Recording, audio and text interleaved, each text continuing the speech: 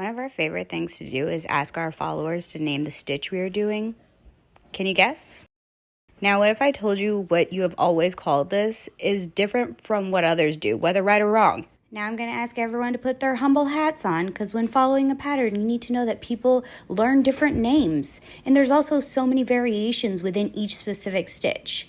So this video, we actually did a bean stitch, which was widely and super aggressively confused with the puff stitch in our comments. This was our reply. I did not actually expect for this to be the outcome of this video. I was just second guessing myself. So I did some extensive Googling. Did some swatches for you all, and I'm gonna show you the difference between the bean stitch and the puff stitch. As you can see, they are both absolutely adorable stitches. I did them both with the same yarn and the same 5mm hook so that there was no discrepancies. Each of them started with a base row of 14 single crochets. For the bean stitch, you insert your hook, yarn over, pull up a loop. Yarn over, insert your hook, yarn over, pull up a loop. Yarn over, insert your hook, yarn over, pull up a loop. So you have 6 loops on your hook. Yarn over, you pull through all 6 loops, and then you chain to close. Then you would start again with your next one. All right, the puff stitch has a flat back, like this one does. It was a single crochet puff, single crochet puff.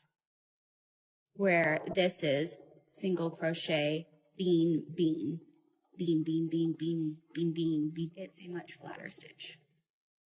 For the puff stitch, we're going to be working on top of a row of single crochets. For the puff stitch, you're going to yarn over, insert your hook, yarn over, pull up a loop. You're going to do that until there is 11 loops on your hook. So make sure it's kind of loose.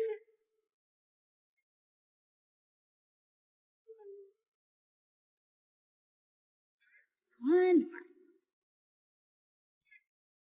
We got quite a lot. And then yarn over, pull through all the loops, and to close this one off, you're going to single crochet into the next stitch. So that's what gives it that bubble on the side right there. After me, I know there's different variations. Make sure you check what your pattern designer actually wants, because if we've learned anything from it, it's that we don't know anything. And if you've gotten this far, please help a fellow hooker out and subscribe. We are so close to monetization. We can taste it, friends. Bye.